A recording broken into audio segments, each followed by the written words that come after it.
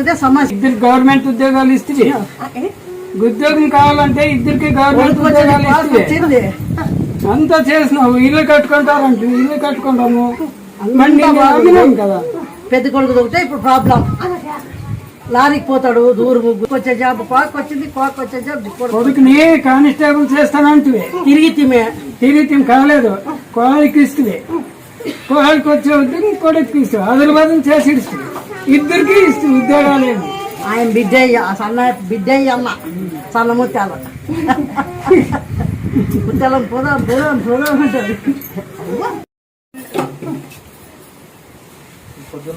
బాగుండలేదు దానికి ఎక్కువ ఉంటుంది. బాగా అయితే వస్తాము.